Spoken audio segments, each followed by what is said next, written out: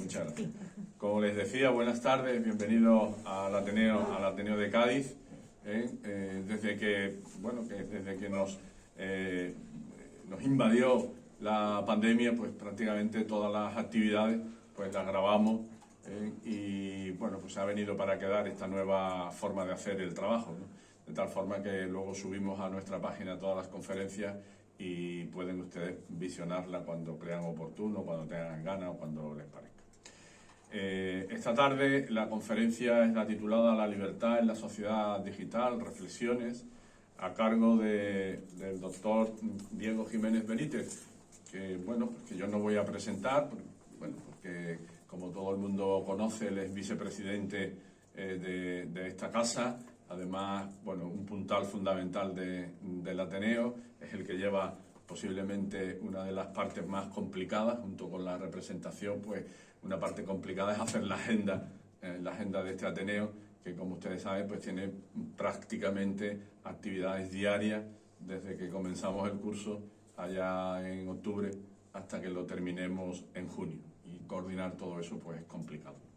Así que los voy a dejar en buenas manos, en las manos, como digo, de Diego Jiménez, que es doctor en filosofía y en sociología, y que la conferencia que nos trae es La libertad en la sociedad digital, reflexiones. Yo estoy ansioso por escucharla, porque no sabemos si somos más libres o menos libres desde que lo digital nos invade, y yo espero que con estas reflexiones podamos sacar algo en claro, no solo con sus palabras, sino con el debate que pueda suscitar posteriormente. Así que cuando quieras, Diego, pues tienes la palabra. Muchas gracias por estar aquí esta tarde. Gracias.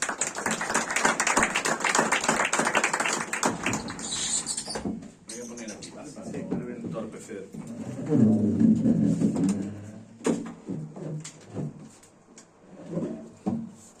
Muchas gracias al presidente, José Almenara Pepe, y muchas gracias por su asistencia, vuestra asistencia, si me lo permitís, porque de alguna manera, no solo a las personas que estáis aquí, sino también se está grabando, mañana lo colgarán en la página web, a través del canal de YouTube. Saludamos también a los ateneístas, que nos puedan escuchar desde casa. Y creo que es un tema del que vamos a hablar hoy. Yo voy a hacer una introducción, esto se merece una introducción, disculpad, un poquito larga, porque son el análisis de muchísimas variables, ¿no? Es complejo, un tema complejo, pero a mí me interesa mucho el debate. Yo de donde aprendo siempre y más, y donde me gusta siempre es en el debate y en las tertulias, que este año las tertulias sociológicas las hemos tenido que dejar un poco apartadas hasta el año que viene, que volvamos con más fuerza. Entonces esto es una conferencia muy atrevida, muy osada por mi parte, porque hablar de la libertad, nada menos, y en la sociedad digital es muy complejo. Sí tengo que decir que la libertad es un tema que se ha hablado de toda la vida en humanidades, por supuesto en filosofía. Quizás es el concepto fundamental en filosofía, porque la libertad es lo que nos da dignidad a los humanos, ¿eh? Y hablar de la sociedad digital es complejo, porque es una sociedad muy cambiante, pero en la que se adivinan ya se barrunta bastante de las posibilidades, de los recortes de libertad que puede haber, etcétera. Y yo, con toda modestia, voy a intentar entrar en un análisis que para mí es un gran reto y que de alguna forma cuesta un poco prepararlo. No es fácil hablar de esto.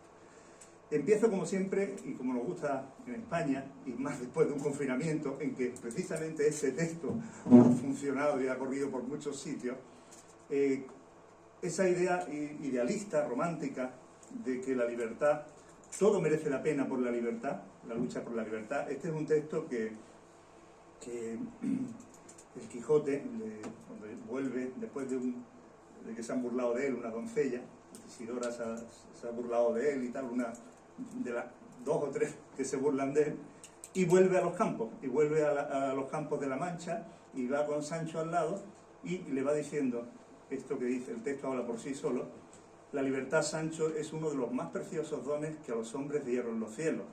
Con ella no pueden igualarse los tesoros que encierran la tierra y el mar. Por la libertad, así como por la honra, se puede y debe aventurar la vida. Un texto muy bonito, está en el capítulo 58, el Quijote tiene 74 capítulos, en el 58. Y de aquí aprovecho una de las ideas principales que funcionan en filosofía y que yo personalmente asumo y hago mía, y es que creo que van totalmente unidas, van intrínsecamente unidas la libertad y la dignidad humana. Voy a dividir en 3 partes. Bueno, la introducción va a ser muy corta, es simplemente una especie de desiderativa, ¿no? Una especie de declaración desiderativa de lo que podría haber sido, de lo que puede ser esto. Hablar en el concepto de filosofía, que como digo, está bastante trillado en la filosofía. Todos los autores, todos los pensadores han hablado siempre, lógicamente, de libertad, ver un poco su evolución. Lo vamos a hacer en 5 o 6 presentaciones, demasiado condensado, pero sí me interesa entrar ahí, y he puesto unos cuantos solo, he puesto unos cuantos en todos los aspectos que se abren y que de alguna forma nos pueden servir para valorar si vamos a mayor o menor libertad con el funcionamiento y la inmersión en las redes sociales. Ahí aparece el tema de la intimidad, son pequeños apuntes que voy a ir haciendo sobre la vulnerabilidad, el control y el poder, el espionaje, los algoritmos, derechos digitales, agresividad. Bueno, ahí pueden ver, y como lo vamos a repasar después, no, me ahorro el decirlos todos, ¿no? Voy a empezar con una introducción, y lo primero que tengo que decir, y repito que la modestia es lo más que puedo, me parece fundamental en este tema. Siempre que una persona presenta una teoría, una idea, una investigación, o alguna explicación, solapadamente está diciendo dónde se coloca, cuál es su intencionalidad. Obviamente muchas veces está en la base de por qué uno hace una investigación, una presentación de una conferencia o algo, ¿no? Y en el fondo también aparecen sus prejuicios y la posible hipótesis. Entonces, simplemente por el propio título de la conferencia, unir o analizar la libertad dentro de la sociedad digital, se ve que voy a insistir, o voy principalmente a destacar las amenazas de la libertad, más que las posibilidades, que son enormes, son impresionantes. Voy a destacar, diremos algunas también, pero me interesa destacar los recortes de libertades que se pueden producir. Esta sociedad que cada vez más dependiente de estas redes digitales, redes sociales digitales, yo siempre hago la precisión, me parece importantísimo. Las redes sociales existen desde que existe el humano. Las primeras tribus, la familia es una red social, una pandilla de amigos, una red social. Este grupo que estamos aquí es una red social. Un grupo de una clase, de un instituto, de una facultad, es una red social. Redes sociales primarias, secundarias, terciarias, etc. Pero cuando hablamos de redes sociales digitales, ya estamos hablando de que la comunicación se hace mucho más mediatizada por lo digital, por todo lo que sería el tema de dispositivos móviles, ordenadores, presentaciones de distintos tipos, y eso de alguna forma cambia mucho la percepción que vamos a tener de todo, de la educación, del deporte, prácticamente de casi todos los terrenos humanos.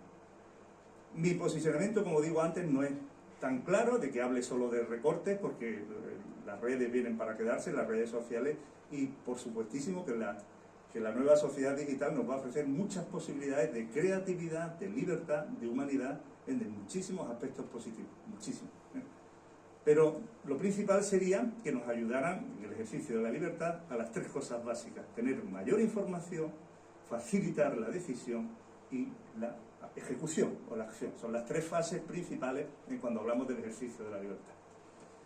Vivir en el fondo es tomar decisiones, fundamentalmente es tomar decisiones, lo sabemos sobre todo los que ya tenemos unas cuantas décadas, y dentro de esto yo recuerdo, hace ya tiempo, hace 12 años, en un encuentro interuniversitario que tuvimos en Argentina. Yo trabajaba para la Universidad de Cádiz, estaba trabajando en ese momento para la universidad, y hicimos un trabajo en una universidad de allí, de Posada, de la ciudad de Posada. Posada está allí en el norte de Argentina, pegada al río Paraná, y en un encuentro, allí a las orillas casi del río, en un almuerzo me tocó almorzar con un ingeniero de telecomunicaciones enfrente.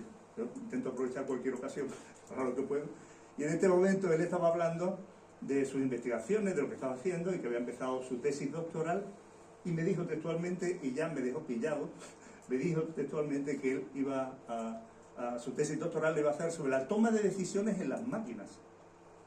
Y yo ya me quedé un poco así, porque cuando las máquinas toman decisiones, si las decisiones son de los humanos, ¿no? Quedé así con esa duda, y me pareció bastante interesante eso. Y enseguida he recordado muchas cosas.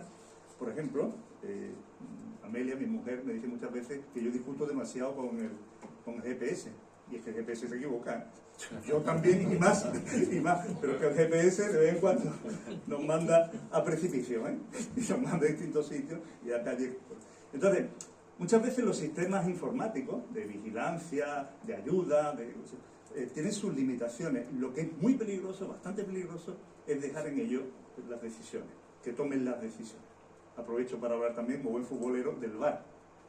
El VAR, el asistente del asistente, lo que hace de alguna forma es iluminar o poner las cartas boca arriba, en el sentido de que esté claro todo, pero quien toma la decisión es el árbitro. Es decir, y hay cosas que sí se pueden medir, un fuera de juego y tal, pero los penaltis, las manos intencionadas, no intencionadas, más pegadas, más despegadas, etcétera, el árbitro es el que la va a liar. O sea, el árbitro es el que decide, y eso me parece importante. Bueno, vamos a ir empezando. Hay una cosa que también me interesa rescatar, y es que normalmente en la filosofía anglosajona y en la ciencia, muchas veces norteamericana también, se les achaca a los europeos que nos enrollamos mucho, que hacemos introducciones muy largas, muy fundamentadas, para llegar luego al final, cuando está terminando algo, por ejemplo una conferencia, decir ya lo que tenía que haber dicho antes, la idea principal, o el descubrimiento, o lo que sea. Y es cierto, los europeos tenemos mucha carga académica, cultural y tal, que de alguna forma nos hace ser demasiado largos las introducciones. Y para recortar esa introducción, y esta introducción que yo quería hacer, con objeto de esto, traigo una idea con la que coincido totalmente, no coincido del todo, yo modestamente, humildemente, con el escepticismo de este filósofo coreano, que está de moda, muy de moda, el señor Byung-Chul Han, que dice, en esto sí estoy completamente de acuerdo, que muchas veces no somos nosotros los que utilizamos a los móviles, los smartphones, sino que son ellos, los smartphones, los que nos utilizan a nosotros. Son ellos los que llevan la voz cantante, los que están extrayendo más información o tienen más interés casi muchas veces que nosotros. De alguna forma, también coincido con él cuando dice que nos sentimos libres, una especie de apariencia de libertad, pero estamos vigilados y muy vigilados. Bueno, simplemente decir que nuestras identidades personales y sociales están cambiando muchísimo con las redes, están cambiando bastante, y que el uso de algoritmos, aquí tenemos un experto en estadística, en bioestadística, en matemáticas, el uso de algoritmos viene a cambiar mucho y a revolucionar un poco lo que van a ser la mezcla de variables, en las que nosotros lo hacíamos pedestremente, de una forma, digamos, muy rudimentaria al principio, pero las matemáticas, el discurso un poco de los algoritmos, hace un análisis, propiamente matemático, bastante bueno de qué es lo que se mueve, los procesos muchas veces de decisión o antes de la decisión. Es importante verlo esto también. Bueno, esto va a traer muchísimos problemas éticos y lo veremos después. Quería destacar una cosa importante, por supuesto hacen falta todas las ciencias, todos los saberes, todo el arte, todo de lo que seamos capaces, todas las tertulias, todas las conversaciones que hagan falta para poder abordar un tema de esto. Se nos va por todos los sitios y es complicado. Pero sí podemos entresacar un par de ideas que me parecen importantísimas. Cuando Giovanni Sartori, un filósofo italiano, un comunicólogo, hablaba del Homo Vides, hablaba de la sociedad teledirigida y tal, decía, él hablaba sobre todo de la televisión, esta es una obra que es del año 98, y hablaba sobre todo de la televisión, de lo que estaba haciendo la televisión y tal. En España hemos llegado a tener, en momentos de crisis, cerca de media, cerca de 5 horas de consumo medio de horas de televisión. Vamos a ver ahora qué pasa con internet, ¿no? Pero la televisión está muy presente sobre todo en las personas mayores, y en los ámbitos rurales sobre todo y tal, ¿no? Pero del Homo Vides vamos a pasar al Homo Digitalis, fundamentalmente con contenido, sería una televisión interactiva, pero el contenido en lo que uno participa y hace es mucho más activo, ¿no? Y diríamos que la evolución ha ido desde la mano desde la manipulación. Los seres humanos desarrollamos nuestra cabeza, nuestro cerebro, gracias a que utilizábamos las manos. No necesitábamos comer con hocicos largos, se retranqueó nuestro cerebro, nuestra mandíbula fue hacia atrás, se liberó más espacio craneal, en la teoría de la evolución, estamos diciendo. Y las manos, prácticamente, al utilizar las manos y utilizar distintos objetos, fuimos cambiando los nombres y fuimos llamando a las cosas por los nombres que nos estábamos inventando. La mano ha sido clave, la manipulación ha sido fundamental en nuestra evolución como humanos. Pero atención, llegamos al botón con la revolución industrial, en la que yo toco un botón que pone en marcha una máquina, que puede poner en marcha otra máquina, y botones tras botones, hasta que llegamos al teclado, este teclado que está aquí, al tacto. Hoy día la mayoría de la gente joven utiliza todo táctil, los dispositivos casi todo táctil, mucho más rápido. Y atención, porque lo que viene ya y está ahí ya es el cerebro. O sea, yo no necesito un medio de comunicación, sino que a través del cerebro directamente voy a poder escribir directamente lo que sea, sin teclado, sin táctil, sin nada, directamente.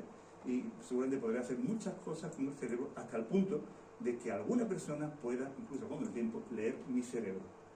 Pensamos en código binario, pensamos en el tema de las neuronas, de la información neuronal y tal. Es muy interesante verlo, pero que coincide totalmente con lo que hacemos con lo digital. Entonces, atención con esto, porque aquí ya hay cosas un poquito más importantes. Bueno, destacar el papel de la comunicación, que ha sido la base. Somos seres racionales, somos seres sociales, porque nos comunicamos, básicamente, y el conocimiento y el seguimiento de nuestras redes, nuestras formas de comunicación, hoy día siempre han sido indispensables, y realmente la palabra libertad es una palabra. Hablamos del lenguaje, lo comunicamos, libertad es una palabra. Pero hay que gran palabra, que diría Blas Otero, que voy a decir aquí a continuación. Pero todo lo que se ha construido sobre ella, todo lo que han ocurrido todas las culturas, cada persona en su situación personal, en su crisis personal, en su experiencia vital, todo lo que se ha hablado de la libertad es impresionante, absolutamente impresionante, y además es sustancial, absolutamente esencial para seguir entendiéndonos como humanos, absolutamente fundamental. Por eso hay que tener mucho cuidado con la manipulación y con las posibles amenazas y recortes a la libertad. Voy un poquito rápido en esto porque esto sería larguísimo, hablar de libertad y su evolución. La libertad, como estoy diciendo, aparte de una palabra, ha sido un mito, es una realidad, es ficción, una ilusión, un proyecto, es una esperanza, es un derecho, ahí está la Declaración de Derechos Humanos, es un valor. Y ahora con la virtualidad, es algo, ¿cómo se relaciona con la virtualidad y tal? La libertad es un término muy difícil de definir. Lo más básico que se puede decir es lo que aparece en esa tercera entrada ahí, lo más básico, es una posibilidad de pensar, poder decidir y poder actuar por uno mismo, con autodeterminación, con autonomía, sin coacción ni presión física. Siempre tenemos coacciones, pero sin ninguna que la imposibilite. Claro, hacemos un ciclo y cerramos la definición. Es decir, podemos decir que es una posibilidad, pero que nada de estas cosas no la imposibiliten. Muchas de las ideas y de los conceptos que utilizamos en filosofía se han dirigido sobre esto de la libertad, y desde los tiempos antiguos. Desde ahí está la Escuela de Atenas, el cuadro de Rafael, donde están Platón y Aristóteles en medio, aparece Sócrates, Epicuro, todos los filósofos griegos. Y ahí en esa antigua Grecia es donde surgió ese concepto de libertad aplicado en principio a los que eran nacidos libres, los que habían nacido libres, los ciudadanos, o al que conseguía la libertad desde saliendo de la esclavitud. Muchas veces hasta los propios prisioneros, ¿no? El ciudadano, el auténtico ciudadano ateniense y griego, era un ciudadano libre, fundamentalmente libre, principalmente. Luego el derecho romano sentó las bases también de la libertad, por supuesto la escolástica medieval, cuando Santo Tomás de Aquino hablaba del libre albedrío, que es muy importante, está en la cultura europea, es la base de la cultura europea, lo que han hecho los griegos, los romanos, los cristianos, y que más tarde con el humanismo, lo que aporta luego también el tema del protestantismo y tal, y con la Ilustración el concepto empieza a ser un poco más racional, el concepto de libertad es más racional, a la luz de la razón, ¿no?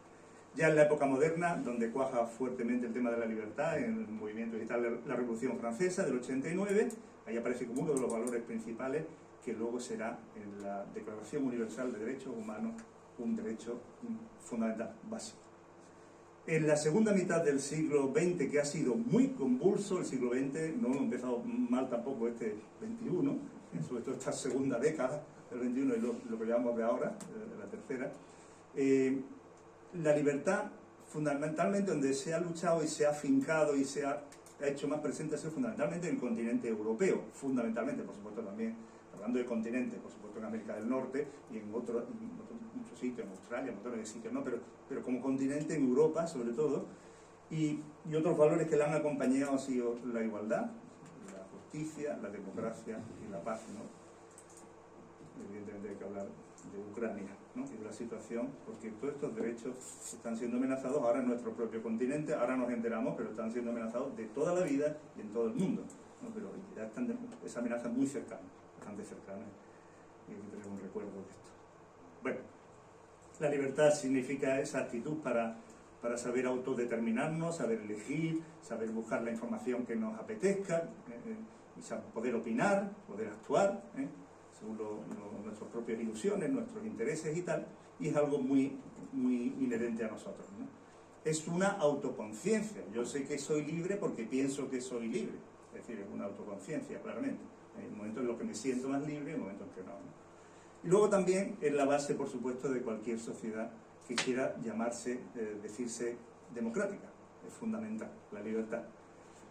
Normalmente cuando hemos hablado de libertad nos hemos referido al otro, a la otra persona que está alrededor, que me facilita, obstaculiza mi libertad, ¿no? Entonces cuando hablamos de libertad hablamos muchas veces de espacios compartidos públicamente, de todo tipo de espacios, desde la plaza, el estadio de fútbol, la radio, el cine y ahora ya las redes digitales.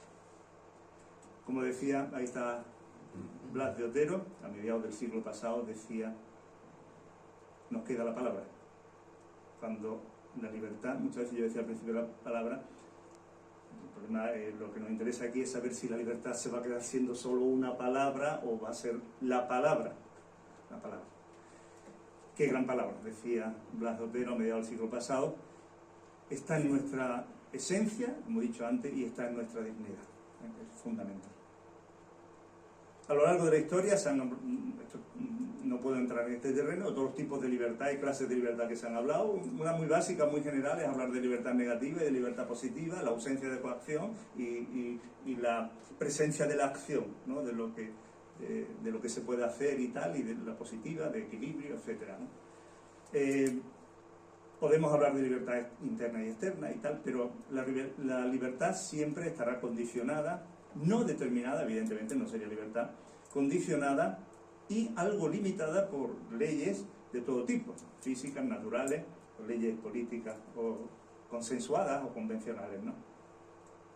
Salía ayer esta polémica con el código de circulación, la revisión del código de circulación, ¿no? Y está ahí, y la sociedad está opinando, los 20 kilómetros, pues esto está ahí. Es una restricción de movimiento y de libertad desde fuera, visto desde fuera. Evidentemente lo que hay que ver si eso va, que es lo que vamos a ver a continuación, en beneficio de una convivencia y de una menor accidentalidad en este caso, ¿no? Bueno, el señor Ortega, que cuando hablaba esa famosa frase de que yo soy yo y mis circunstancias y que si no la salvo a ella, no me salvo yo, lo decía muy claro, lo decía bastante claro en Meditaciones del Quijote. La palabra circunstancia, lo he destacado ahí, es lo que está a mi alrededor, lo que de alguna forma me envuelve, mi ambiente, mi entorno, lo que está alrededor, ¿no? El entorno en el que vivo, ¿no? Y él aplicaba, que no voy a explicarlo ahora tampoco, pero aplicaba dos teorías que se solapaban muy bien y que explicaban muy bien, sirven muy bien para ver lo que es lo de la libertad, que es el racio-vitalismo, porque la vida es vida, pero Nietzsche sería vitalista solo, ¿no? Pero él es raciovitalista en el sentido que la vida es, la libertad, las palabras, nuestra forma de pensar es la razón aplicada a la vida. Es el raciovitalismo, tiene mucha fuerza, todas las palabras, hasta nuestro nombre. Nuestro nombre tiene una fuerza enorme. Nuestro DNI, los números también, muchas cosas, ¿sabes? Pero es la razón aplicada a las proporciones, la denominación, etcétera, aplicada a la vida, y el perspectivismo histórico que consigue pensar que nosotros somos no tanto la suma de perspectivas históricas como la integración. O sea, la historia se escribe con múltiples perspectivas de todas las personas, de todas las históricas, ¿no? En este sentido, estamos condicionados, no predeterminados por múltiples circunstancias de todo tipo, y tendríamos que reflexionar bien sobre las circunstancias que nosotros queremos ir cambiando, no vaya a ser que se nos vuelvan contra nosotros y que nos hagan un poco más enanos. Cuidado, por no, de alguna forma, deshumanizar, alienar demasiado al ser humano en algunas cosas respecto a lo que vamos a trabajar en nuestras circunstancias. Hay cosas que por supuesto que sí, es decir, es evidente que hoy día, por ejemplo, hacer una operación quirúrgica, la afinidad que tiene una máquina, el aparataje de casi todo es espectacular, muchas cosas, ¿no? Entonces mejora mucho nuestra situación, pero atención a otras cosas de las que vamos a advertir a continuación que pueden recortar ciertas libertades. Jean-Paul Sartre, existencialista, decía: mi libertad se termina donde empieza la de los demás. Una frase muy redondita, hasta le gusta mucho a los pensadores, a los filósofos, palabras he dado por la frase ideal, ¿no? Pero Bakunin, un anarquista, decía Mikhail Bakunin, ruso, decía: soy libre en la medida en que respeto la libertad de los demás. Un anarquista. Atención a esto, porque la consideración de la libertad siempre va teniendo en cuenta al otro, en la convivencia con el otro. Y por supuesto que ahí está la base de la ética. Si no somos libres, no somos responsables, evidentemente, pero la libertad es la que nos hace tomar decisiones y nos va a hacer responsables de lo que hagamos y de lo que no hagamos. Ahí está el ejercicio de la libertad, ¿no? Es la base de la ética, independientemente de que la libertad, repito, y lo estaba diciendo al principio, es una especie de constructo social básico, absolutamente básico, para una convivencia social natural, equilibrada, armónica. Muchas veces necesitamos decir, échate para allá. Necesitamos espacio, y contacto con la naturaleza, y otros espacios, y recreo, y divertirnos, y jugar. Y no lo puedo decir mucho, pero incluso beber. Muchas veces tenemos que salir un poco de nuestras casillas y necesitamos salir un poco porque nos da vida y vemos desde otra perspectiva muchas veces de una forma más recreativa o sería nuestra propia circunstancia. Y por supuesto el respeto a la libertad garantiza la paz, el progreso individual y el bien común, el bien social. Ahí tenemos al maestro Fernando Savater, padre, otro de los españoles de la ética, ¿no? Bueno, vamos a entrar en el análisis de ciertos aspectos de las redes digitales. Está un poquito cargado, pero bueno, voy rápido. Bueno, hemos pasado, clarísimamente eso lo vivimos todos, de un entorno fundamentalmente presencial, estamos pasando a un entorno más bien virtual, mezcla, propiciado por la tecnología de la comunicación, y el aspecto que tiene esto a nivel social, pues son el aspecto de unas redes sociales comunitarias de alcance planetario en todo el mundo, sí, la propia palabra es internet, ¿no?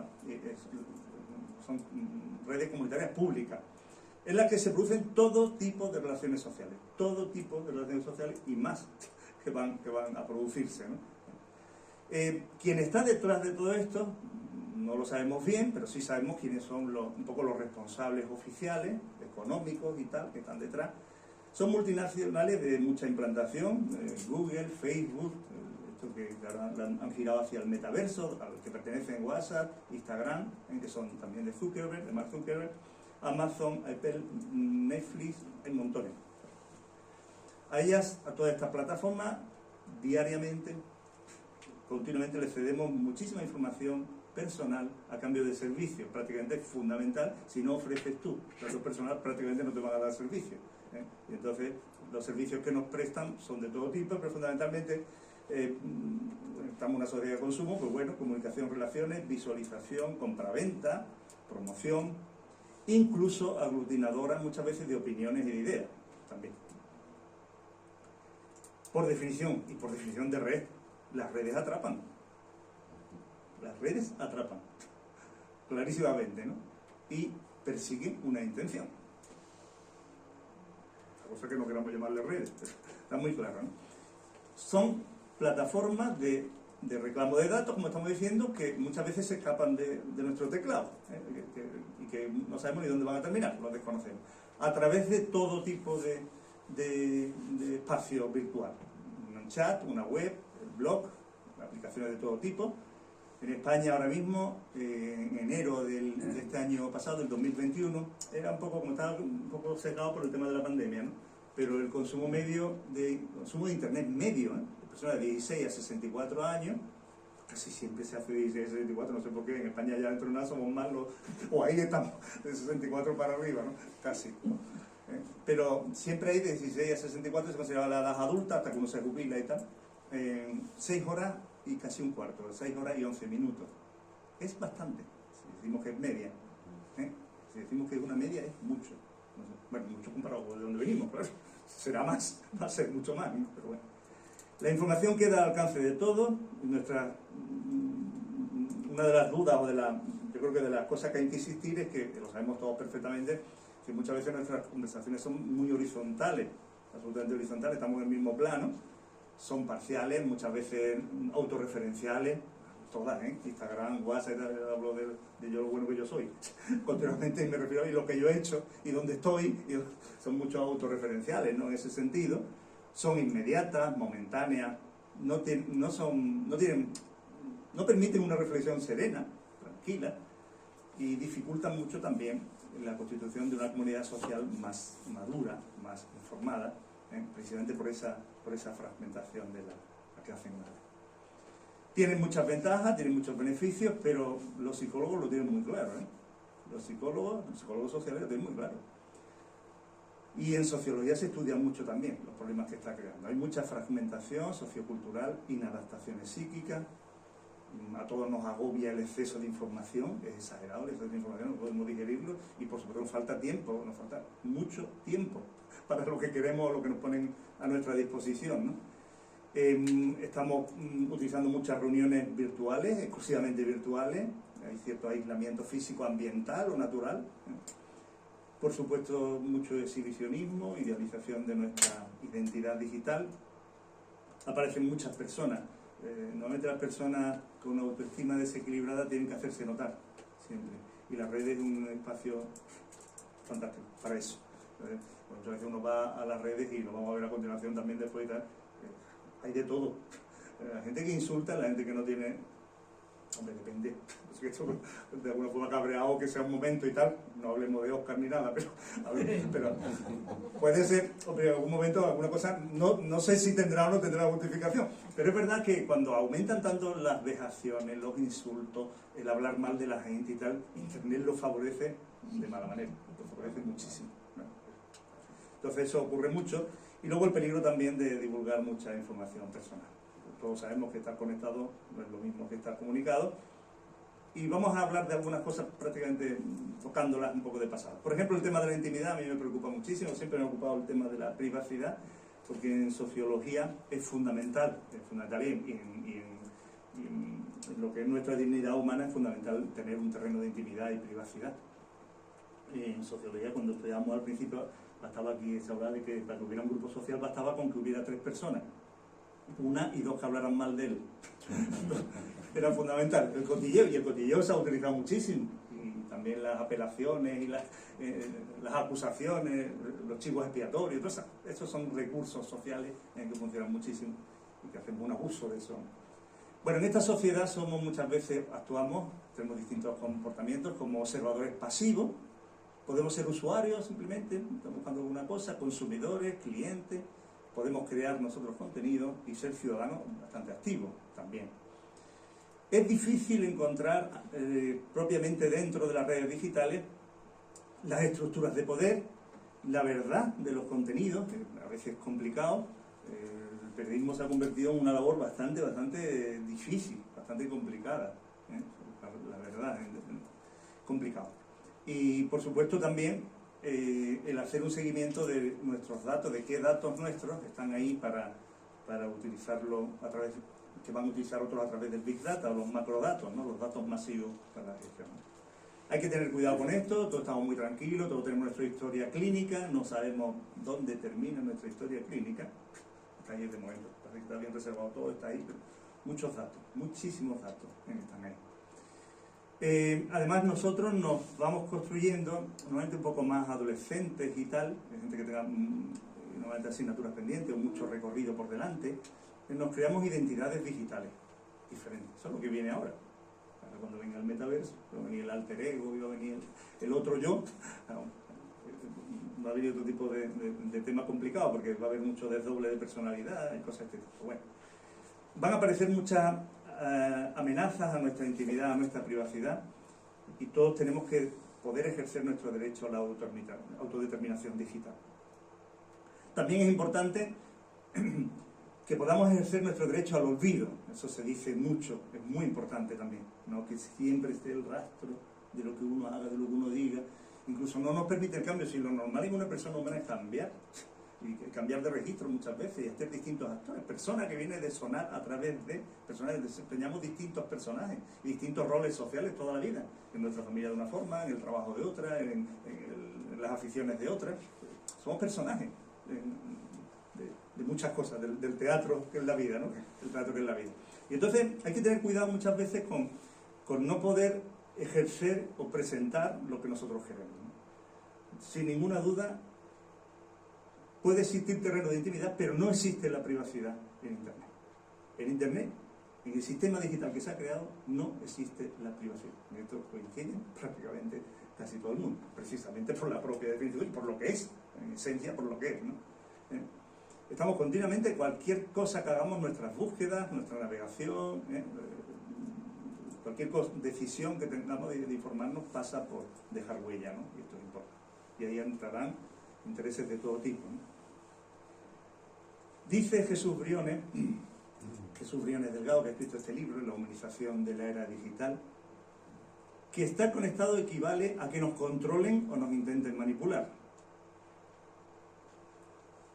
En cada clic, dice él, ¿no? Los riesgos se van a agudizar y el conflicto entre libertad y control irá en aumento, irá a más, sin ninguna duda. Hay una marioneta manejada por internet, por el arroba. Dentro del tema de la vulnerabilidad, aquí hay una profesora de filosofía del derecho, la pontificia de comillas, que ha hecho una investigación, un trabajo, un artículo bastante bueno, más reciente, el 21, sobre la libertad de los modernos. La libertad de los modernos y de los antiguos prácticamente se diferencia. La libertad de los antiguos se refiere a los pensadores antiguos, a los humanos antiguos de la época clásica, y los modernos, que la libertad la medimos como un derecho social, fundamentalmente como un derecho social importante, un derecho personal y social, ¿no? Bueno, aquí hay una cosa bastante interesante, ¿no? Si pensamos, y mucha gente lo piensa, que la tecnología lo va a hacer todo, lo puede hacer todo, y lo puede hacer mejor que nosotros, en muchas cosas, hablando antes de operaciones quirúrgicas, pero podemos hablar de cualquier cosa. ¿Qué papel nos quedaría a los humanos? Hay que saber muy bien. Yo siempre digo, y cuando ya me he jubilado, pero cuando daba clases siempre decía, en los últimos años siempre decía lo mismo, es muy importante saber lo que no queremos perder como humanos. En el mundo que viene es muy importante saber lo que no queremos perder como personas humanas.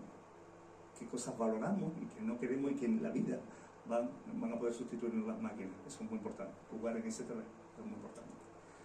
De momento seguimos en libertad vigilada, como dice Vanessa Morente, y con un efecto anestésico que la pandemia ha hecho profundizar mucho más con el confinamiento. Tenemos también un confinamiento digital, en particular existe ese confinamiento digital, que nos puede hacer caer en un mundo un poco de inercia, de anestesia, en la que no seamos conscientes de lo que nos jugamos. Decía Isaiah Berlin, un pensador liberal, que ya falleció hace tiempo, decía Isaiah Berlin, que en 4 ensayos sobre la libertad, que quiero ser un sujeto y no un objeto. Sabía lo que había detrás. Yo quiero ser alguien que actúe, que decida por mí mismo y no que decidan por mí. Llevar yo la batuta, muy importante, ¿no?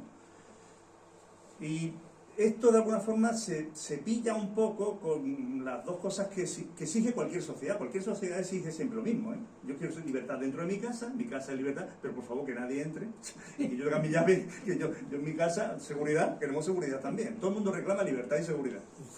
Cada uno pone la libertad en una cosa y la seguridad en otra, pero... Y en esto de las redes queremos las dos cosas, libertad y seguridad. Cuidado que esto es difícil de superponer, ¿no? La libertad implica eso, poder informarnos, elegir, expresarnos, actuar, y a la vez queremos una protección fuerte, ¿no? Esto se va a traducir muchas veces en la importancia de trabajar, sobre todo la encriptación. Control y poder. Aquí acudo al ministro recientemente cesado, Manuel Castells, que académicamente es una persona, aquí no jugamos a su condición, su actividad política, sino como académico ahora mismo, y es una persona bastante brillante académicamente, una persona que se ha formado mucho en Estados Unidos, pero que es una persona que el tema de la era de la información lo ha trabajado muy bien, la conoce muy bien, y ha trabajado mucho sobre esto. En su artículo sobre Internet, Libertad y Sociedad, publicado en el 2003, dice que hay 3 tecnologías de control fundamentales. La de identificación, que son contraseñas, el seguimiento de las cookies, la huella, la galleta, y los procedimientos de autenticidad, por un lado. De vigilancia, la interceptación de mensajes, cuando uno inserta marcadores para seguir ciertos mensajes, de pillado, está solapado y cada vez que salga algo de eso lo va a atrapar, lo va a pillar. Identificar al servidor originario. Y de investigación, que sería todo el trabajo sobre la base de datos obtenidos de ese almacenamiento de información personal a través de las tecnologías de la vigilancia. Son 3 cosas distintas: identificación, vigilancia e investigación, que es lo que luego van a hacer los algoritmos y tal. Hay una paradoja aquí muy clara: las redes no son controlables y ellas sí controlan a los ciudadanos, a las personas. Entonces, la paradoja que se pone aquí es importante porque vamos a perder, ya estamos perdiendo una buena parte de nuestra privacidad. Estamos en una sociedad de espías. Las cámaras están en todos los sitios. Comunidades de nuestra propia casa, en el rellano, en el garaje, en todos los sitios. Por supuesto, ya hace mucho tiempo en los bancos, prácticamente en todos los sitios. Incluso hay gente que pone ya antes de la consulta para controlar si hay gente fuera o no, y en la lista de espera. Hay en todos los sitios hay cámaras, tanto en espacios privados como públicos, y ya en China va una progresión espectacular. Hace 4 o 5 años había 170 millones de cámaras, ahora dicen que son 200 ya, cerca de 200 millones de cámaras de reconocimiento facial, no una cámara cualquiera, de analizar, saber quién está en qué sitio en cada momento. 200 millones de cámaras, si lo pensamos, una población de 1.400 millones de personas, es mucha cámara, mucha cámara. Bueno, lo que está reemplazando el dinero, el interés que tienen los medios, lo que buscan es nuestra atención. Indirectamente nosotros le damos también nuestro tiempo, pero lo que buscan es nuestra atención, y sustituye, por supuesto, al dinero. El dinero está también, lo vamos a ver dentro de unas décadas, va a cambiar el concepto de dinero totalmente. Estamos asistiendo al tema de las criptomonedas y tal, pero lo que viene también va a ser muy rápido. La garantía y el cómo una persona se presenta y cuál es su valía económica va a cambiar. Los sistemas de momento seguiremos ir con los euros, mantendremos lo que tenemos, ¿no? Pero, bueno, aquí el director del Consejo Europeo de Relaciones Exteriores, Marc Leonard, dice que la atención está reemplazando al dinero, que la era digital ha desatado esa competencia, esa feroz competencia por nuestra atención, y que tenemos la idea, la ilusión de ser libres, pero en realidad todo está determinado, todo nuestro consumo y el análisis de nuestro consumo está determinado por algoritmos y plataformas de control, ¿no? Yo decía antes que las redes atrapan y los buscadores buscan, y nos buscan a nosotros, buscan cosas, parecemos que somos nosotros los que buscamos y son ellos los que nos buscan a nosotros, de alguna forma, ¿no?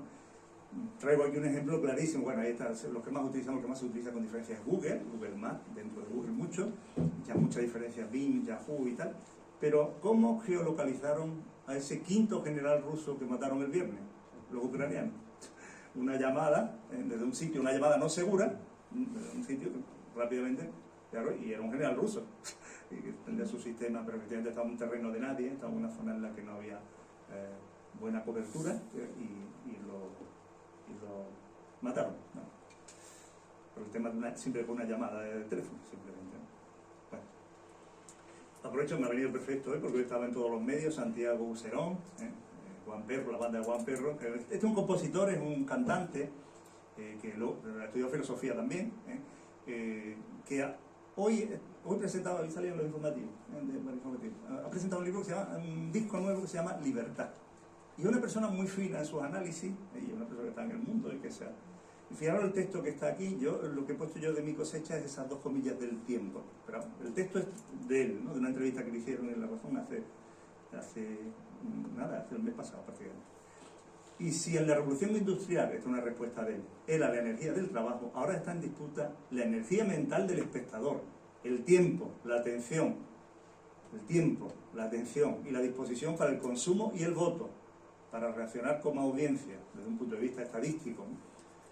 Nos hemos dotado de aparatos de un alcance brutal y nos arriesgamos a que se produzca una degradación de las posibilidades cognitivas del cerebro humano. Se ha multiplicado el poder de las máquinas y la electrónica, pero todavía tenemos el lenguaje, las artes, los libros y la propia insatisfacción del espectador medio. El mercado solo quiere lo que controla digitalmente, regido por algoritmos, que es una degradación y un empobrecimiento que conlleva sus peligros. Esto es la respuesta de una entrevista, este hombre está centrado. Bueno, salgo un poco hacia la filosofía y vuelvo ya a la parte social y entramos en otros temas. Todavía, por supuesto, durante mucho tiempo y ojalá que siempre, podamos defender espacios de libertad, muy importantes.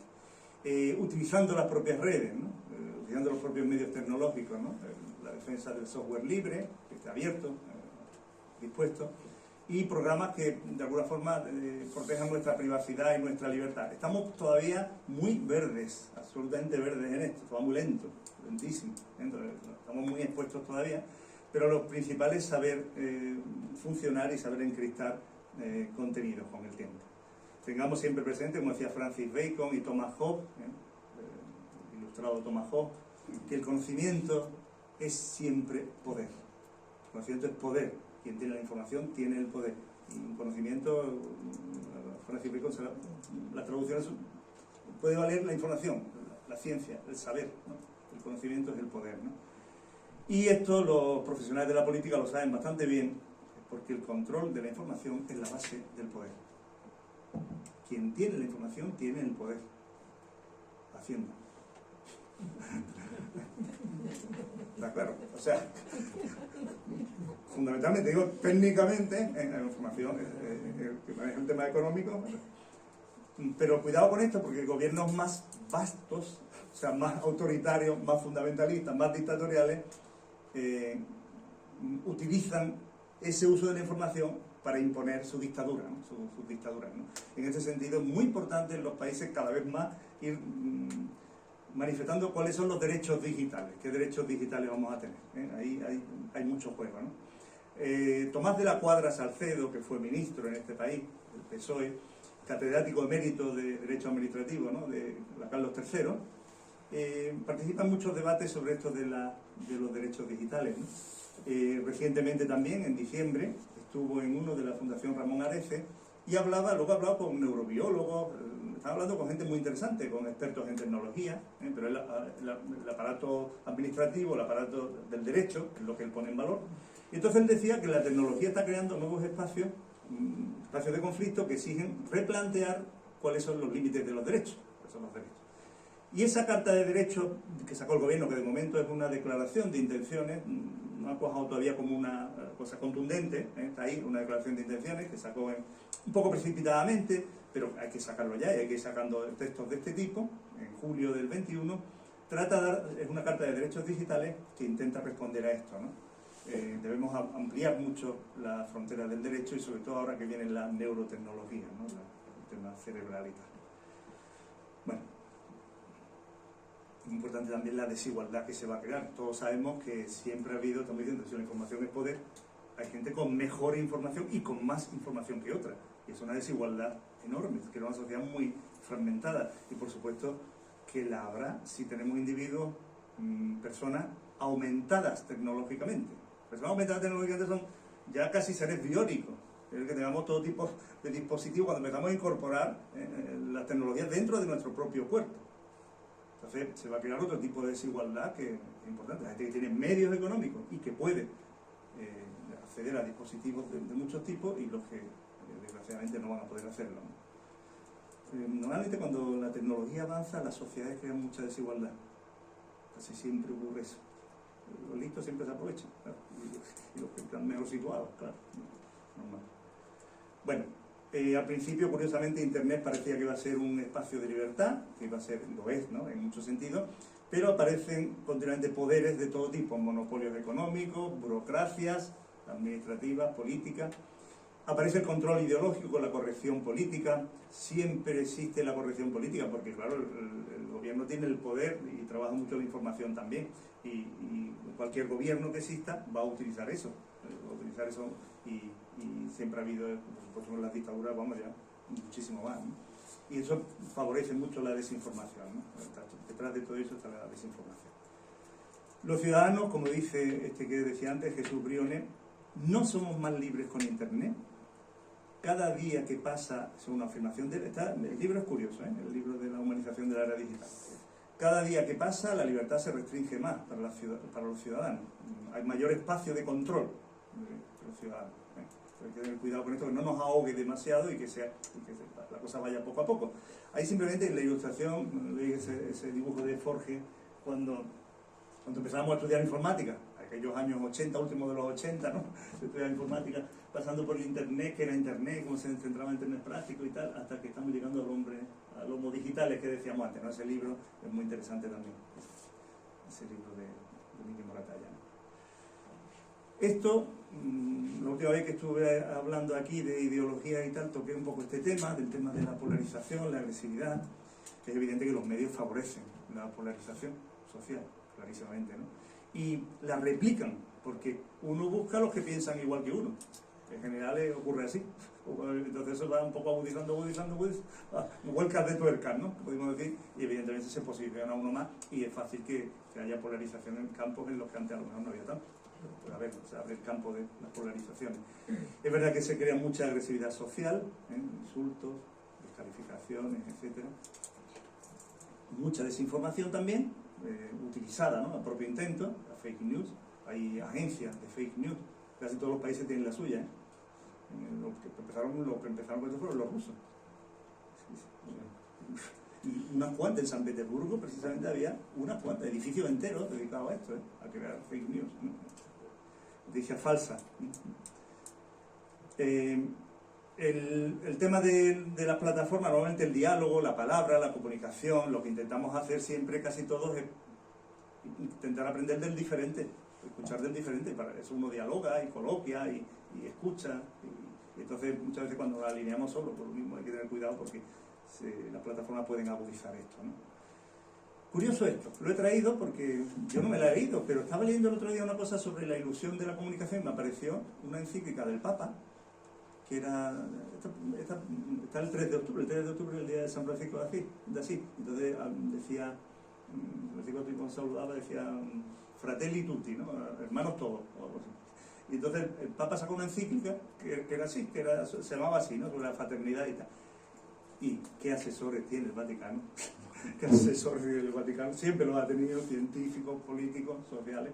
Este texto, desde mi punto de vista, es acertado, bastante acertado, ¿no? Dice: el funcionamiento de muchas plataformas a menudo acaba favoreciendo el encuentro entre personas que piensan del mismo modo, obstaculizando la confrontación entre las diferencias. Estos circuitos cerrados facilitan la difusión de informaciones y noticias falsas, fomentando prejuicios y odio. Y a veces la velocidad del mundo moderno, lo frenético, nos impide escuchar bien lo que dice otra persona. En el fondo es querer escucharlo, empatizar, no lo impide. No hay que perder la capacidad de escucha.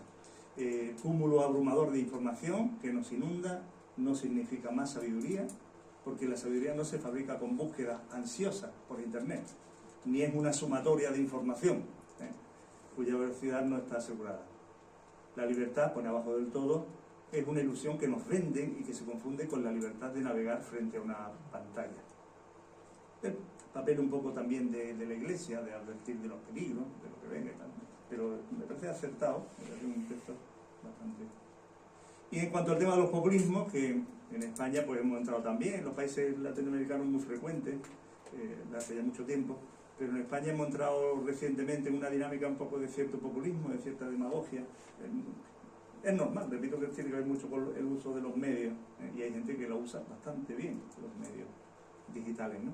Es fácil, muy fácil propagar bulos, mentiras, por todas las partes, falsedades por todos los sitios, y se fomenta la manipulación y el populismo.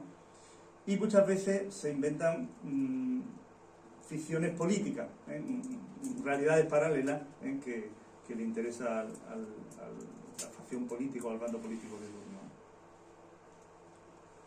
Ahí parece, hemos visto, por ejemplo, en Estados Unidos el tema del ataque al Congreso, cuando Donald Trump, ¿no?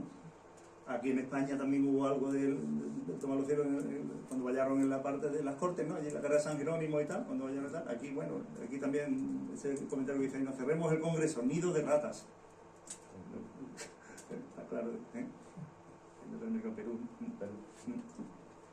Bueno, y ahí tenemos dos autores que son muy importantes en el tema de la comunicación. Uno es muy conocido, el del Gran Hermano, es George Orwell, de la derecha, y a la izquierda, una persona sobre la que yo realicé mi tesis en su momento, en el alemán Jürgen Habermas, y son dos personas que hablan muy bien de la comunicación y del peligro del mal uso de la comunicación. Dice Habermas que cuando una persona quiere hablar con otra, quiere entenderse con otra, pretende un consenso comunicativo con otra, tiene 4 supuestos básicos de validez, que son del habla.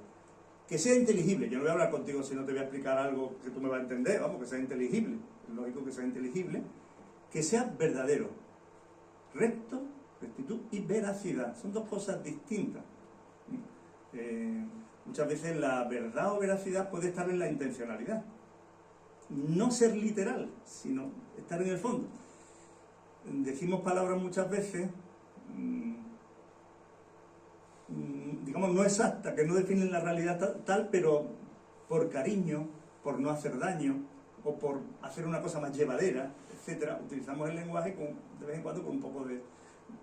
Te estoy diciendo más que la verdad, te lo estoy diciendo con mi verdad, te estoy diciendo una buena intención, ¿no? Estas cosas pasan mucho, pero es importante querer entenderse con alguien y de alguna forma seguir estos supuestos, ¿no? Si no es así, estamos utilizando el lenguaje para engañar, para manipular, para falsear, para desorientar, que es muy frecuente, son patologías de la comunicación y eso es bastante frecuente socialmente. Fijaros lo que dice Orwell.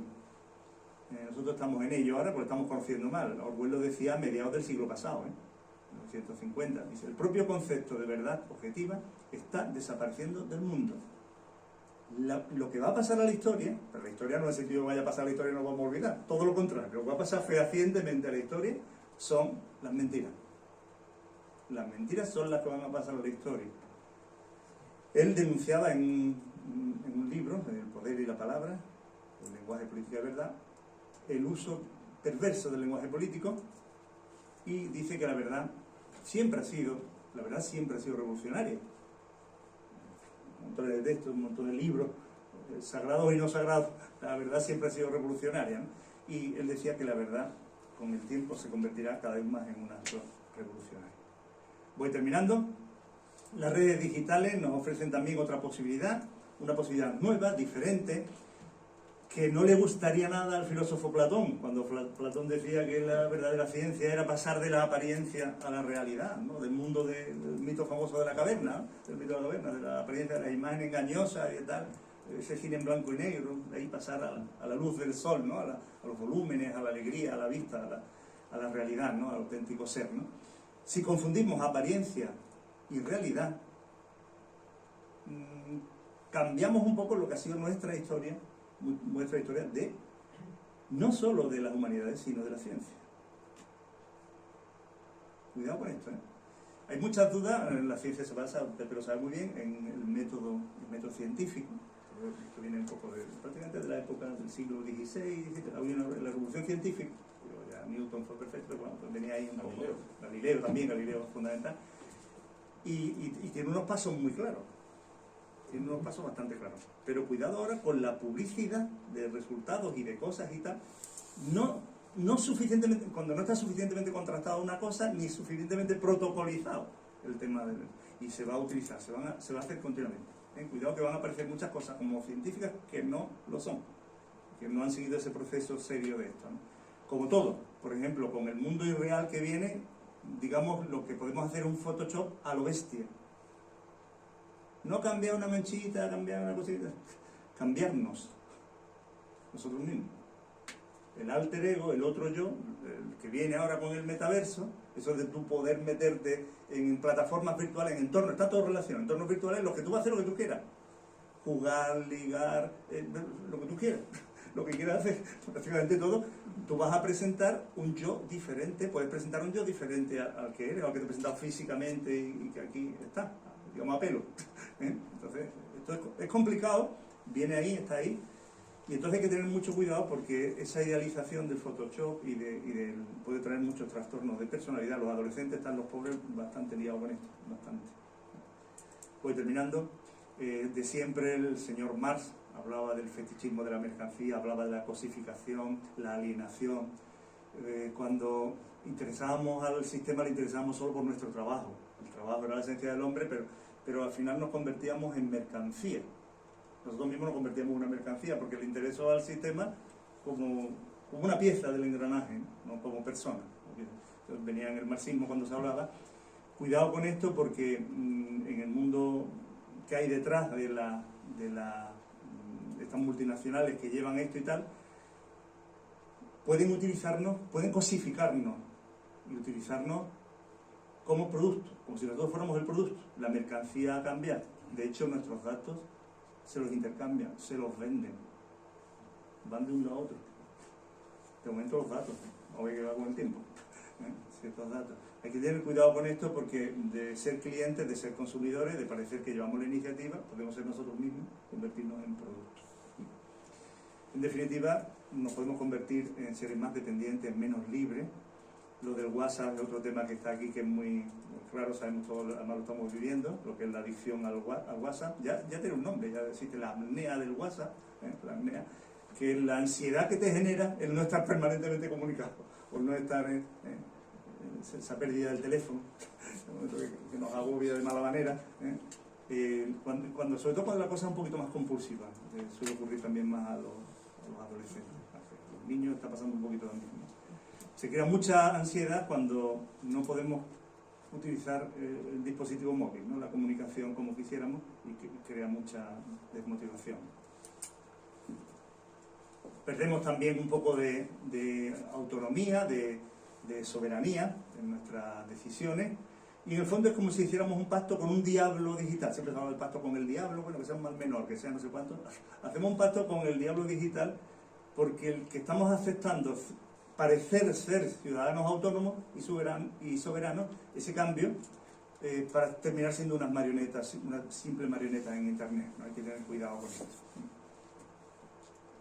Y por último, ya en consejo terminaremos un poquito siempre de una apreciación ética, pero simplemente como consejo muy saludable, absolutamente importante, sobre todo porque lo vemos y lo hacen en Seattle los expertos en tecnología, impiden que sus hijos estén todo el día colgados del móvil y de los ordenadores, y mucha gente, y ahora lo novedoso y lo vanguardista es esperar un poquito con los móviles o usarlos al mismo tiempo que otras cosas, poquito a poco, ¿no? Que no el móvil no inunde todo tu día ni tu vida, ¿no? El dispositivo, ¿no? Y los expertos señalan que hay que tener mucho cuidado con esa hiperconectividad, esa pérdida de libertad en niños. Los padres ya mucho lo saben, que hay que poner límites, marcar tiempos, y que de vez en cuando hay que desconectar para que recreativamente uno se divierta y se socialice fuera de los medios. Es muy importante socializarse a través del juego y fuera de los medios y tal. En el fondo todo se reduce y todo es muy importante en el sentido de que debemos ser mucho más proactivos, no dejarnos llevar, sino ser más activos, llevar nosotros de la mano nuestras propias iniciativas, para que no esté esto tan colonizado por las redes y poder recuperar nuestro tiempo. Como están las cosas ahora mismo, es muy importante saber recuperar el tiempo, poder recuperar nuestro tiempo para lo que queramos, con móviles o sin móviles, pero recuperar el tiempo y no dejarnos llevar por las corrientes. En cuanto a nivel un poco ético, ya terminamos con esto, y hablamos mucho tiempo, casi una hora, y entonces me interesa ahora que hablemos un poco de todas estas cosas y de algunos contenidos de lo que he dicho, que se nos ocurran. Es muy importante no perder de vista los valores clásicos: libertad, igualdad, justicia, la dignidad humana. Es muy importante no perderlos, tenerlos ahí, y a la vez muy importante seguir valorando. Es un consejo, ya lo está diciendo mucha gente, yo, como los que hemos estudiado algo de humanidades todavía lo tenemos clarísimo, continuar valorando también las cosas naturales que tenemos alrededor, las cosas materiales y las cosas emotivas, emocionales, y el cariño manifestado en vivo, las miradas en vivo y en directo, el teatro de la vida real, no a través del medio. Muy importante la recuperación de todas estas cosas. Hay que valorar todo lo que tenemos a mano. El arte es importantísimo, la creación artística al margen de las pantallas, ¿no? La plástica, ¿no? Es muy importante también valorar todo lo que no sea digitalizable, porque lo perdemos. El otro día, cuando estaba aquí Chencho, el bibliotecario de Jerez, decía que él ve que aparecen gente, jóvenes despistados. Dice, yo los veo como despistados, aparecen jóvenes despistados y se quedan prendados. Tiene una biblioteca en Jerez, Pepe ha estado, es impresionante. Libros apilados, libros... Una catedral de libros. Una catedral de libros, está bien, eso es una catedral de libros, muchísimos libros, ¿no? Todo lleno de libros, allí amontonado, en fila, él sabe dónde están las cosas, pero bueno. Y entre la gente joven y gente joven, si ya me está apareciendo, me decía el otro día, digo, gente joven que me dice, esto está muy interesante, esto es una cosa diferente, una cosa distinta. Manejar libros, manipular libros, verlos, lo que sea, pelearse con los libros, pero muy importante, ¿no? También, lo material. Y por supuesto siempre, lo muy importante, lo que no se debe abandonar, lo que hay que valorar siempre es nuestra manera personal. Cada uno tenemos la nuestra, cada persona tenemos la nuestra manera libre y personal de pensar, sentir y de crear, de expresarnos y de crear lo que queramos, ¿no? En el fondo, lo que dice este escritor mexicano a mí me encanta, y con el que termino después, que es Mahatma Gandhi. Son dos personajes muy interesantes en este sentido. La frase, yo creo que de Carlos Fuentes, es muy buena. No existe la libertad, sino la búsqueda de la libertad. Y esa búsqueda, ese empeño, es el que nos hace libres. La búsqueda de la libertad. Y con esta siguiente que termino, de Mahatma Gandhi, dice: buscamos mucho la libertad externa, pero no se nos otorgará la libertad externa más que en la medida exacta en que hayamos sabido, en un momento determinado, desarrollar nuestra libertad interna, nuestra libertad interior. Es muy importante crecer como persona, porque en ese sentido ser mucho más libre, independientemente de que la libertad externa. Entonces yo os agradezco muchísimo la atención y por supuesto aquí estamos abiertos a los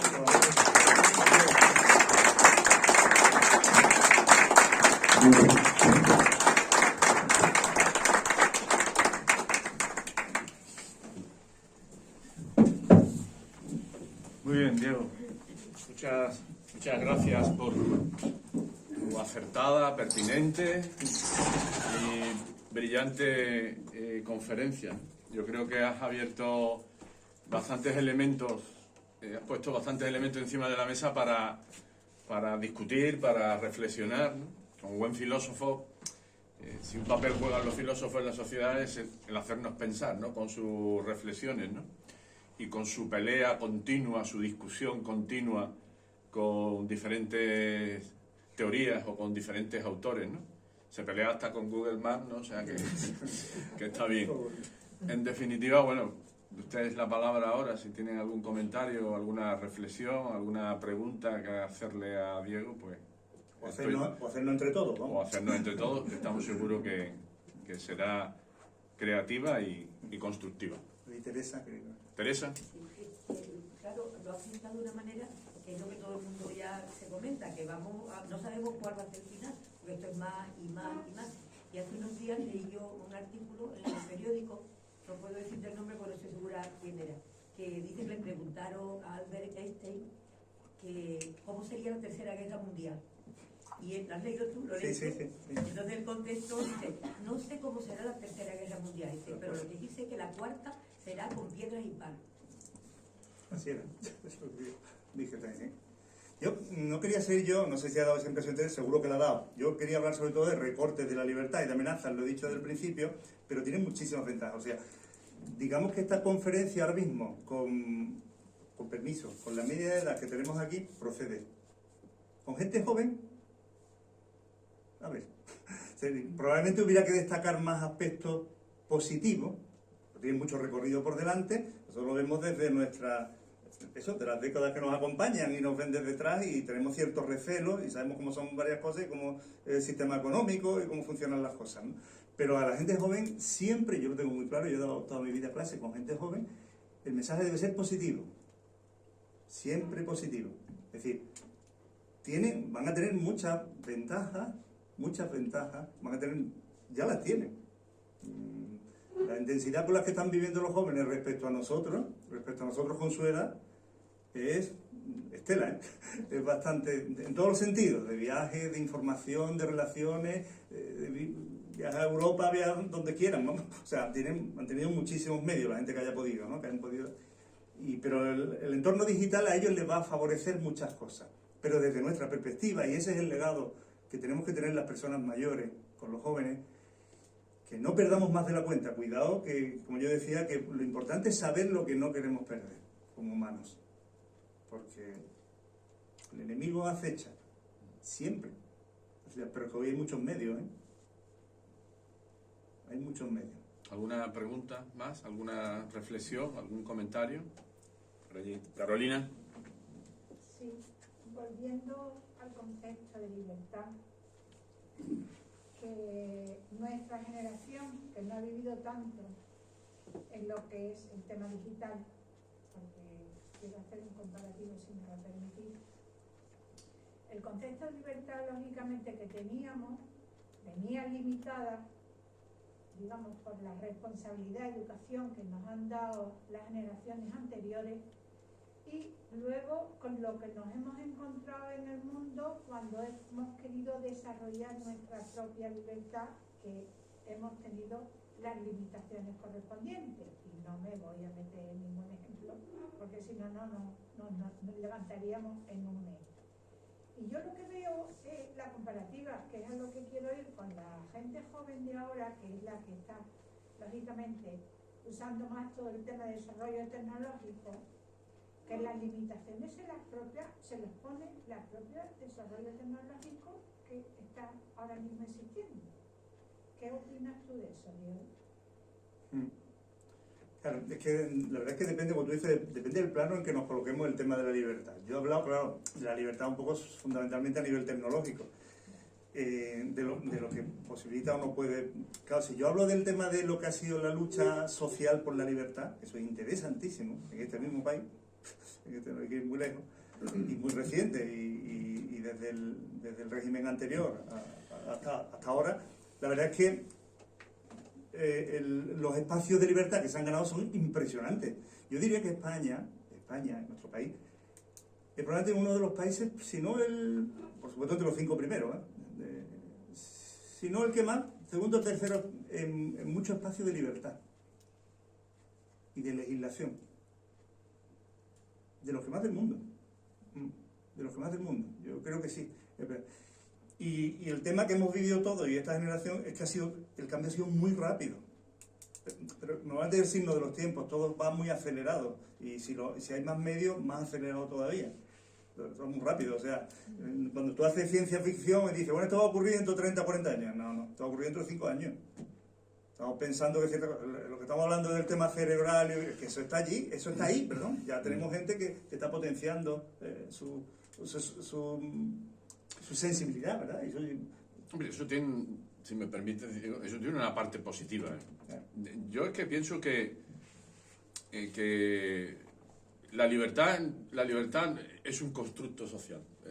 Es decir, claro, cuando la sociedad que predomina es una sociedad dictatorial, la libertad es combatir esa dictadura y cambiar las leyes. Es decir, en ese momento la libertad es eso, porque yo creo que la libertad no es nada inherente, a excepción de lo que pensaban los escolásticos del libre albedrío y el determinismo. La libertad no es inherente, la libertad es un constructo social de un momento determinado. Si hay una dictadura, la libertad es derribar la dictadura. Y ahora la libertad es que nos encontramos atenazados por una tecnología que en principio es buena, porque el que una persona con esclerosis múltiple pueda llegar a ver siendo ciega, pues eso es bueno. Pero le tenemos miedo a la parte perversa de todo el proceso de digitalización. ¿Cuál es, pienso yo, el culmen de esa perversidad? Pues que el poder está mediatizado por las grandes compañías que controlan las redes. Es decir, puede ocurrir que los gobiernos terminen en manos de esas grandes compañías. No en manos de manera directa, pero que sí que las ideas de esas grandes compañías sean las ideas que al final, de alguna manera, los gobiernos las tomen como suyas. ¿Por qué? Por el poder inmenso que tiene de control de los ciudadanos en cuanto a lo que tú decías, ¿no? El poder ahora no es el dinero, el poder es la información que tienen de cada uno de nosotros como consecuencia de la utilización de las redes, ¿no? Por lo tanto, bueno, pues esa ingente cantidad de información en las grandes corporaciones, llámese Google, llámese el que sea, pues evidentemente a eso sí que le tenemos miedo. Y esa es la lucha que planteamos ahora de ser libres frente a ese control que nos parece abusivo. No es que nos parezca, es que es abusivo, ¿no? Mira, Diego, teniendo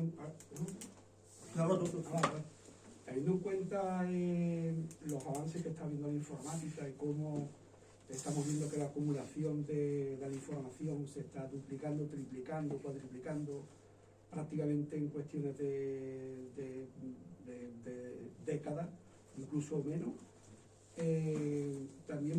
conectado también con el avance que estamos teniendo ya con la inteligencia artificial, que prácticamente, según un autor como Hawking, ya él decía, ya vaticinaba un poco los primeros comienzos de la inteligencia artificial, que nosotros lo veíamos como un juego, pero que él realmente lo veía como una amenaza.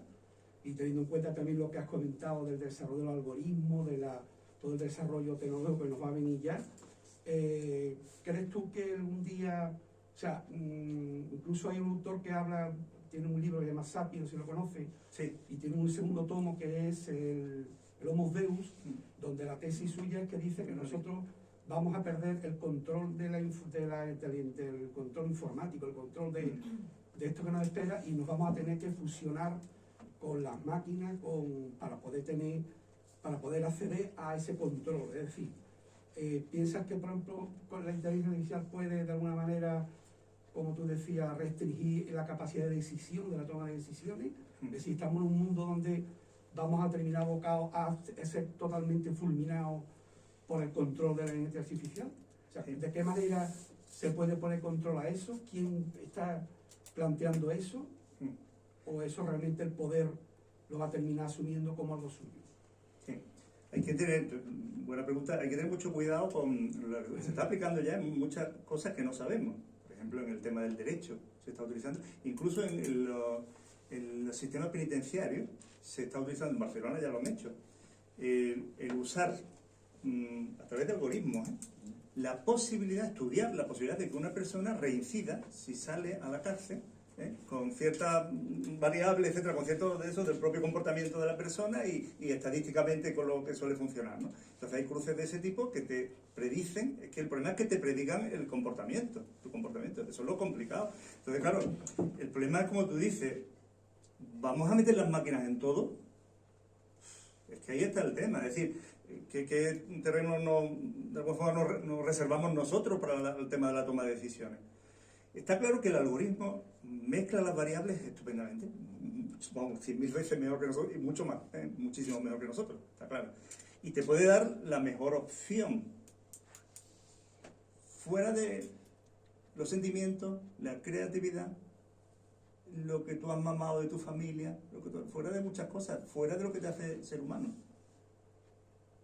Claro, es que ese es el problema. O sea, nosotros hemos hecho humanos con la convivencia con humanos, con la educación, con la política que tenemos, con la economía, con el arte. Nos hemos hecho humanos con los textos clásicos, con la literatura, con todo, nos hemos hecho humanos. Claro, esas son nuestras variables. ¿Cuáles son las de la máquina? Es que podríamos llegar a un pragmatismo, y claro, y además ¿desde dónde? Porque el criterio es que, bueno, ¿qué es lo mejor? ¿Lo más económico? ¿Lo más justo? ¿Lo que va a ser más rápido? ¿Cuál es el criterio? O sea, eso es complicado. Por eso, Al hilo de lo que estás diciendo, Diego, se me viene a la cabeza, es decir, esa sobreexposición que tienen los niños al tema de la digitalización y de Internet. Leía hace poco un estudio en el cual ponen por primera vez en evidencia que determinados grupos de niños que ellos asimilaban con poblaciones occidentales, era un trabajo estadístico en el que decía que ya se está observando cómo hay un descenso del cociente de inteligencia. Es decir, hay un descenso del cociente de inteligencia consecuencia de no interactuar con humanos y solo interactuar con la máquina. Entonces, niños que están continuamente interactuando con la máquina, no es que vayan a ser más listos, es que parece ser que es todo lo contrario, porque la máquina les resuelve absolutamente todos los problemas. Si usted a eso le une programas escolares en los que cada vez prima menos la memorización y en los que cada vez prima menos el desarrollo de habilidades de cálculo, pues lo que estamos haciendo evidentemente es que al final la máquina va a ser la que tome decisiones, porque los humanos no van a saber tomar las decisiones, porque están acostumbrados a que sea la máquina siempre la que tome la decisión. Es una exageración por mi parte, ¿no? Pero es algo que está ocurriendo. Es algo que está ocurriendo, es decir, la sobreexposición puede traer consecuencias de este tipo, aparte de, evidentemente, de las consecuencias que trae de las adicciones. Hace poco un chico mató a su madre o a su padre porque le había escondido el móvil. Es decir, el nivel de adicción que tiene la gente a estar enganchada al WhatsApp, a los móviles y a Internet es cada vez es preocupante sobre todo además en los jóvenes, ¿no? Es decir, que evidentemente la digitalización trae cosas interesantes, pero también está trayendo problemas contra los que hay que luchar de alguna manera, ¿no? Sí, yo quería decir una cosa, un segundito, ¿no? Una cosa es respecto al tema de la inteligencia que tú decías.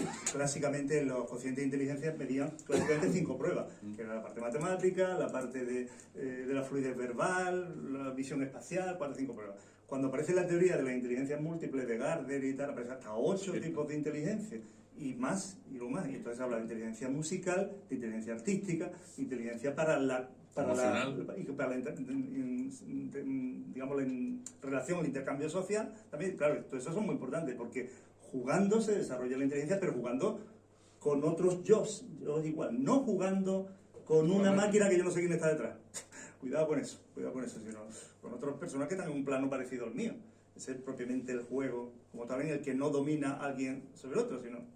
Entonces, creo que esto es importante también, o sea, que el tema de inteligencia, afortunadamente también, bueno, hemos funcionado un sistema que está ahora un poco discutiéndose de asignaturas, ¿no?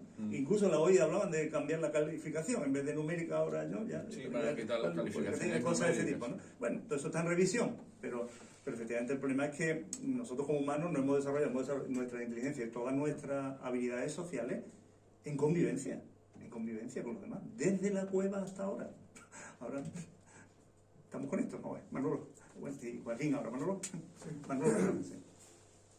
La charla magnífica, lo que pasa es que tiene una densidad enorme y aquí se puede hablar de muchísimo. Estaríamos debatiendo muchísimo tiempo sobre esto. Intentando enlazar varias de las cosas que se han tratado: libertad, inteligencia y sistema. Digo sistema al conjunto de todo el tema digital, ¿no? Entiendo que la entrada al sistema es la inteligencia humana. El sistema vive de todo lo que el hombre le ha aportado, de la inteligencia. ¿Hasta qué punto, si el sistema anula a las personas, anula la inteligencia poco a poco, el sistema no se hunde? Y no sería normal que la interrelación entre ambas partes, entre el individuo, entre la célula, al fin y al cabo del sistema, en esa interrelación que el sistema tuviera que reaccionar de alguna forma para no perder su base, para no perder lo que es la clave. Sí, la pregunta es clave. ¿Qué sistema? El problema es sistema tecnológico, sistema digital, ¿qué sistema? Por eso digo, la teoría del sistema, en sociología se habla de sistema y subsistema. Lo digo porque el sistema económico, político, claro. Entonces, si hablamos de sistema como tal, organizado, a propio intento y tal, ningún sistema es así. El sistema comunicativo, ¿qué es eso? O sea, si es el sistema, digamos, informático, sistema tecnológico de las nuevas tecnologías, que depende de dónde nos situemos un poquito. Es que depende, por eso digo, es complicado, ¿eh? Porque el sistema hay mucho, Entonces, de todas formas lo que tú dices, efectivamente un sistema que es un orden establecido, que funciona como digamos que un sistema se alimenta, como tú dices, se alimenta de acciones y interacciones, entradas, como lo del input y el output, ¿no? La entrada y la salida, el feedback, se trata y sale, ¿no? Entonces, claro, tiene muchas entradas y las entradas son efectivamente lo que tú dices. Hombre, esto está hecho a imagen y semejanza un poco de lo que parece que queremos. El problema es cuando se vaya. Se va más lejos, lo que comentabais de que el sistema conoce lo que va a ocurrir. Está casi predice los comportamientos. Pero el tener eso así, el estar todo muy predeterminado, es un valor negativo para el sistema. Sí. Que pasa igual que en la genética. La genética vive gracias a las mutaciones, gracias a la variabilidad. Sí. Si no hay variabilidad, el sistema tiende a hundirse. Sí, sí. Entonces, de alguna forma entiendo a la larga, no sé por qué fórmula, pero tendría que reaccionar. A la larga esto estará obsoleto. Seguro. Lo que ocurre es que el sistema hasta ahora vive con la interacción con los humanos. Hasta ahora. Lo que ocurre es que ya hay sistemas que se autorregulan. Entre ellos mismos. Es decir, hay los circuitos neuronales de inteligencia artificial, ya hay sistemas que no necesitan interactuar, sino que ellos mismos toman las decisiones. Bueno, eso está empezando. ¿A dónde nos llegará? No sabemos, ¿no? ¿A dónde nos puede llevar? Joaquín, querido. Bueno, es una pena que yo que he escrito 2 libros de poesía y tengo 2 o 3 poesías sobre la educación, pero la más larga y la más verídica, porque como he estado de toda la vida en un pueblo de Extremadura, bienvenida, y a casarme ya me vine aquí, pues entonces nosotros nos damos cuenta del respeto que se le tenía a los abuelos. Cuando mi abuelo se quitaba la gorra cuando daban las 12 y rezaba el ángel, y esas cosas a los niños le quedan. Ahora se me ha ocurrido porque es que de la primera poesía que he hecho, solo voy a poder decir 4 retazos, que las poesías si no se cuentan bien pues no valen mucho. Dice, pregunta a un sabio un día cuál era la edad mejor para darle a los niños una buena educación. Y aquel sabio contestó, siempre lo más adecuado para que se eduquen bien, que estén sus padres educados mucho antes de nacer. En el vientre de mamá el niño ya oye y salta, entonces hay que pensar cómo se le deben dar sus primeras enseñanzas. Con mucha serenidad, con alegría y cariño, sus padres han de esperar la llegada de ese niño, que no digan a esos padres, abórtalo, tíralo, esos niños están apareciendo en el vientre. Y esta poesía es que no me acuerdo, pero luego tengo otra de una mala educación y dice, al resultarle difícil resolver su tarea, cierta niña dijo un taco y la escuchó la maestra. La profesora llegó tan negativa sorpresa que a la madre la citó a que fuera a hablar con ella. Cuando la madre llegó, le dijo así la maestra, debe usted de procurar educar a su nena que no diga palabrotas ni ninguna cosa fea, como ha ocurrido hoy cuando hacía su tarea. La madre le contestó sin andarse con remilgo, pues eso no lo he dicho yo, seguro que se lo oyó al cabrón de mi marido. Has dicho las 2 cosas que has dicho, el fondo, a mí me ha recordado totalmente lo de la ejemplaridad de la institución libre de enseñanza. La escuela está en la familia, en los padres y los abuelos, pero las asignaturas las enseñan la educación. No, es que los humanos somos humanos por imitación y por creación o imaginación al parte, por apertura, pero fundamentalmente por imitación. De hecho, en psicología evolutiva, cuando el mismo Piaget estudiaba todas estas cosas y tal, decía qué edades eran buenas para ir aprendiendo cada cosita. Y que así el sistema educativo estaba montado sobre este tipo de cosas. Al margen de eso, una cosa es lo que se aprende en la escuela y otra cosa es lo que uno aprende en su casa. Es que es muy importante lo que uno aprende en su casa, es esencial. Muy bien, pues de nuevo muchas gracias, Diego, por hacernos pensar. Muchas gracias a todos por vuestra asistencia y por el debate. Y cerramos la sesión recordándoles que el día 31, jueves, tendremos la última sesión del mes, que será una mesa de debate sobre la ciudad, cómo se prepara la ciudad para el futuro. Muchas gracias, Diego.